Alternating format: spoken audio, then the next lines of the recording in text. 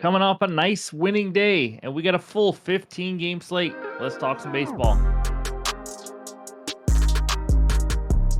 What's going on, everyone? Welcome back in to another episode for Just a Bet Outside. I am your host, Steven, and we're back to talk some more MLB. I just watched an absolute bullpen meltdown. If you follow me on X, I was venting all over the place, but it was brutal. The Padres up 5-3 in the ninth, and Suarez comes in and walks four guys, and then they give up a grand slam. So many questions in that one. But either way, still a nice winning day. Hit the underdog play of the day. Been on a nice little run. It's like a 13-7 in the last 20, so just slowly picking up some momentum.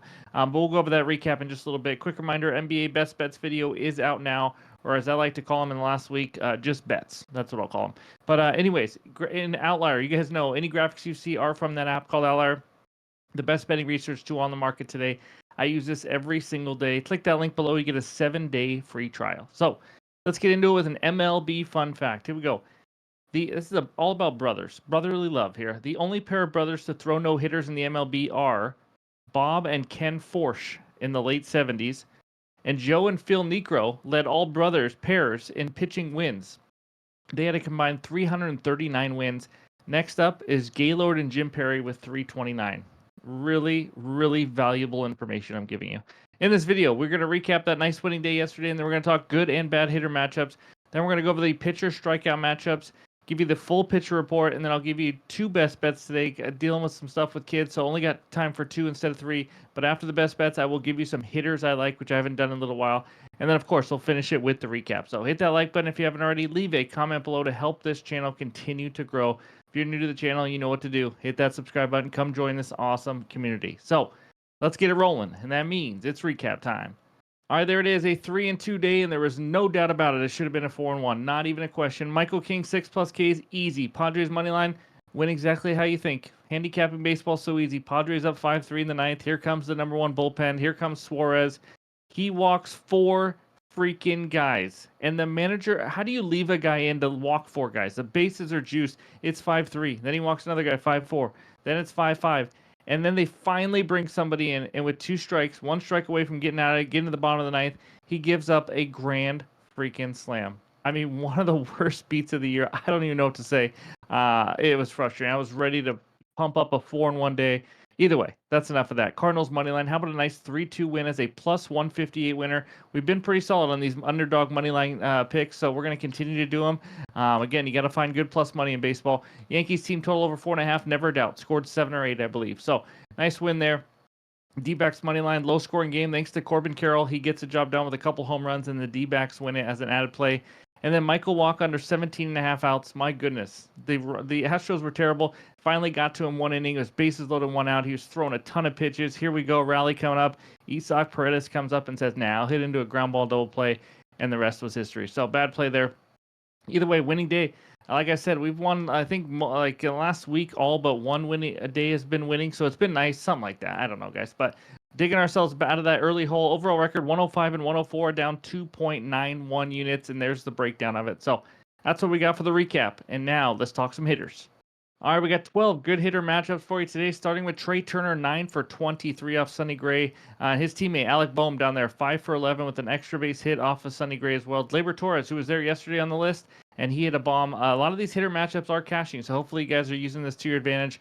Isaac Paredes, who we just talked about, 3 for 10.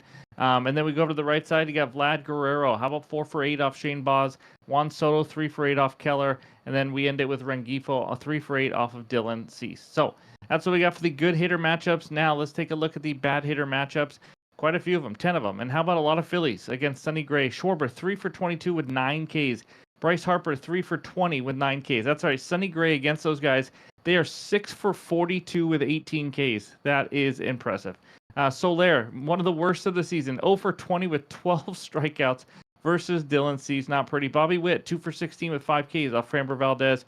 Along with Hunter Renfroe, his teammate, not hitting the ball well as well off of him.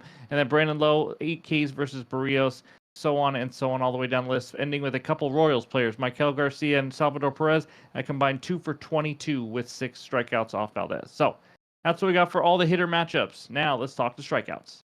Okay, we got two good pitcher strikeout matchups. And in case you guys are new to the channel, I just like to give you the highest strikeout pitchers on the card who are facing the highest strikeout teams. Again, sometimes there's none, but this doesn't mean automatic bet. It's just to give you some info on it. Andrew Abbott, the lefty, facing the White Sox. White Sox ninth highest K percentage versus lefties last 3 weeks, 27.5%. Abbott, 31 Ks in 24 innings. If you look at his game log, he did start later in the season, but inconsistent with his Ks. He does have 2 starts of 8 and 11 Ks and 3 starts of 3, 4, and 5. So obviously, it's either hit or miss with him right now, but much lower K rate at home as well. 21.6 compared to on the road, 37.7. How much do you take that into account when he's only made like 5 starts? It is what it is.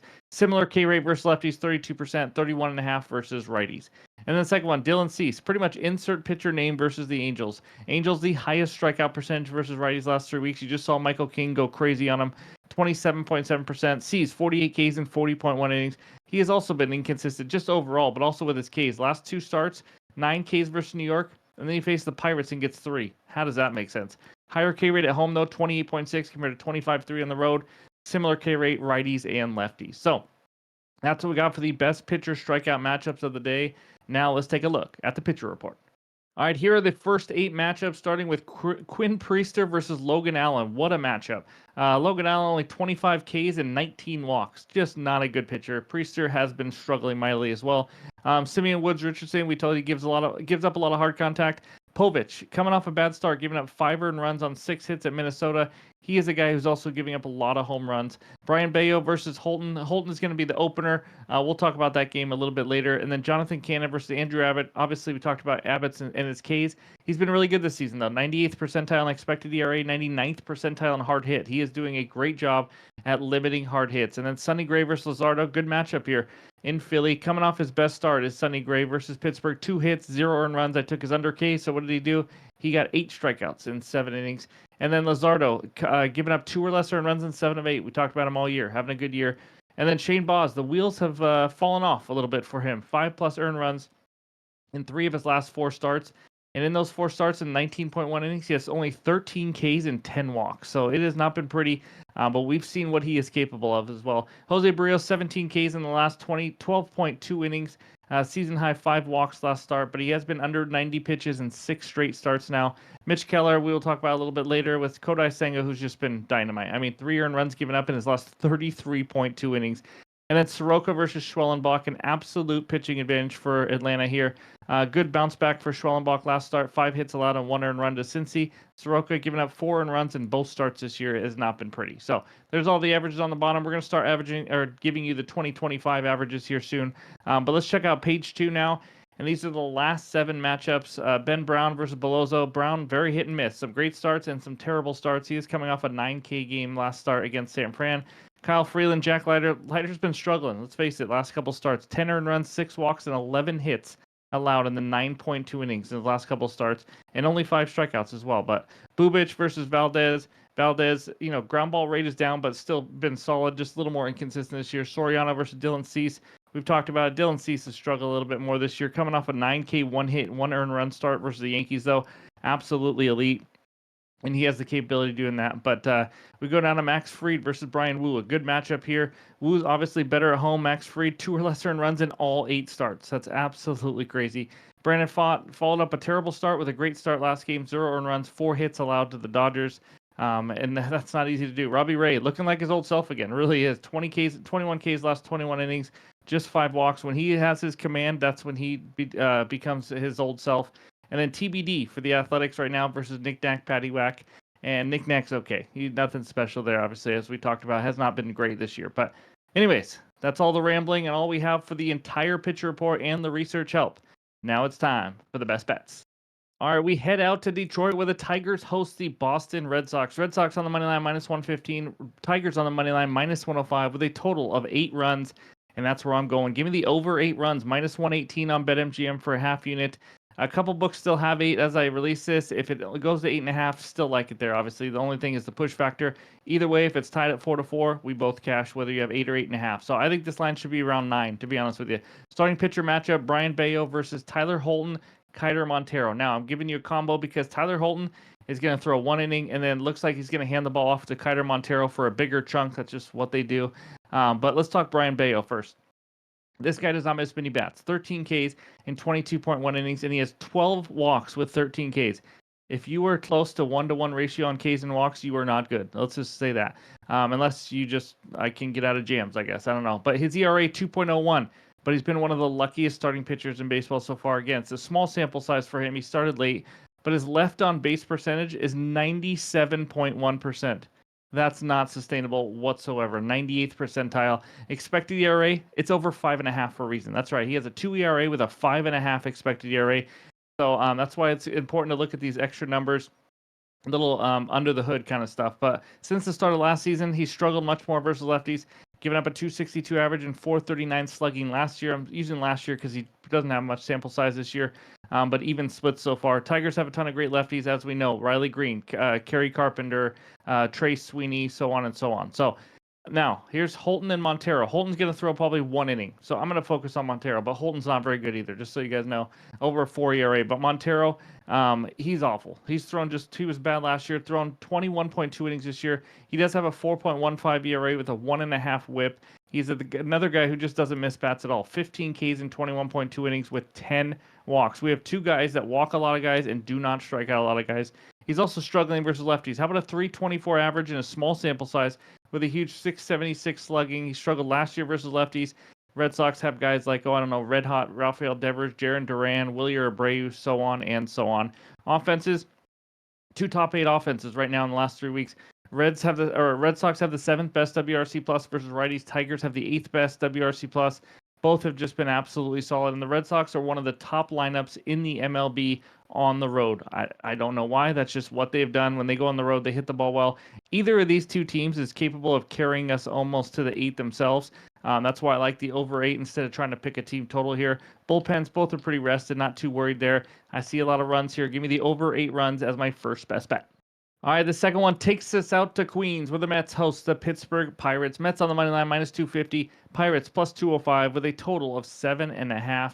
I'm taking a player prop. I know you're going to freak out. It's an under K prop, but give me Mitch Keller under 4.5 Ks at minus 120 for a half unit. Now, I've hit some under K props and had some hot streaks, but when I miss them, it's usually because the guy turns into Nolan Ryan. It's not even close. So let's talk Keller. I feel good about this one. As you can see by this outlier screenshot, he is under in 5 of 8 games this year. He's had 3 Ks in 3 of those games. So, he has stayed under quite a bit so far. Now, let's talk some more numbers on Mitch Keller. He's in the 22nd percentile for Ks, 9th percentile for whiff rate, which is terrible. 40th percentile on chase rate, very low, 13.7% K rate to lefties. It's just not been pretty. Mets offense last 3 weeks versus righties, they've been average 15th, 20.8%. But recent starting pitchers, they face some good ones too. But here's what the recent righties have done. Skeens only got 6 Ks on Monday. Skeens getting 6 is not very many, just so you guys know. Tyon had 4. Merrill Kelly, 6, who also has a much higher K rate than Mitch Keller. Zach Gallen, much higher K rate, 6 Ks. Ryan Nelson, 2. Fetty, 4. Palante, 1. Sonny Gray, 6. When Sonny Gray, Skeens, and Merrill Kelly are all getting 6 Ks, I don't think Mitch Keller should be touching 5, especially with his whiff rate, his chase rate, all that. So I'm going to keep it simple here. Let's hope he doesn't turn into Nolan Ryan. But in New York, this is going to be a tough one. Give me Mitch Keller under 4.5 Ks as my second best bet. Now, I usually try to give out 3 bets the night before, like I said, dealing with some sick kiddos. But before we get out of here, I do want to talk some hitters I like. All right, let's end it with 3 hitters I like. And just so you guys know, I'm not trying to give you, superstars, Tatis and Bobby Witt every single time. These are kind of under the radar ones. Let's start out with Alec Boehm. He has 1+ hit in 9 of his last 10 and 17 of his last 20. 1+ hit in 12 of his last 13 home games and 2+ hits in 4 of his last 7. He's over the 1.5 HRR lines in 6 of his last 7, over 1.5 bases in 4 of his last 7, hitting .350 the last couple weeks, and now he's facing Sonny Gray. Solid pitcher, but he hits him well. As you saw earlier, Alec Boehm, 5 for 11 off of him. I like him to stay hot. Second one, Elliot Ramos of the Giants. He's on a roll lately. He has 1+ hit in 7 of his last 10 games, but 2+ hits now in 3 straight games. He's actually 8 for his last 11. 3+ hits in 2 of his last 3. In the last 15 days, this man is hitting .415, hitting .286 off righties. Last year, he was usually more of a guy who just crushed lefties. Now hitting .286 off righties, facing Brandon Pfaadt, giving up 9.1 hits per 9 innings. So he gives up a lot of hits. Ramos has faced him twice. He is 2 for 2 off of him. Again, super small sample size, but at least he's shown success. Brandon Font struggling versus righties, giving up a 283 average so far, and he also struggles on the road. How about a 6.06 ERA with a 294 average against? Small sample size, obviously, but giving up a 368 average to righties on the road so far this year. I like Ramos to stay hot as one of the under the radar hitters. And speaking of under the radar, this is even more. How about Trey Sweeney of the Detroit Tigers? His hit parlay or his hit to just to get one hit is actually minus 155, minus 150. It's playable pretty much on its own. That's what's crazy. Again, these are just under the radar ones. He has 1+ hit in 9 of his last 11 games, 2+ hits in 5 of his last 7. That is insane for a guy that you can take to get a hit by himself. He's hitting 360 in the last 15 days. He is over 1.5 HRRs in 5 of his last 6 games. He had 7 yesterday against the Red Sox. Over 1.5 bases in 5 of his last 6. Again, some of these games were in Coors Field, but he's hitting the ball otherwise. As you just saw at home in Detroit, where he had 7 HRs. He has a 109 WRC plus versus righties above average, and he's facing Brian Bayo. We already talked about it. He struggled a little bit in his career versus lefties, like I mentioned. Trey Sweeney is a lefty. Just wanted to point out this guy because he's been raking lately. Obviously, he's his hit prop is minus 150. Books are not really adjusting to the odds that they should be. So just wanted to point him out along with Elliot Ramos and whoever the first one was, Alec Boehm. That's right, couldn't remember. But those are my 3 hitters I like, kind of more under the radar ones. You guys, put them in hit parlays, bases, whatever you want. Just wanted to give you guys some more info. Haven't done that in a while. So that's what I got for today. Before we get out of here, let's check out that recap. All right, there it is. Just the 2 best bets so far, but more will absolutely be coming. So be sure to check the pinned comments, X, and Discord. Over 8 in the Boston-Detroit game, minus 118 for half unit. You can only get 8.5. Love it there, too. Mitch Keller, under 4.5 Ks, minus 120 for a half unit as well. Thank you guys for watching. As always, I really appreciate it. Hit that like button if you haven't already. But hope you all have a great Tuesday, and we'll talk to you soon.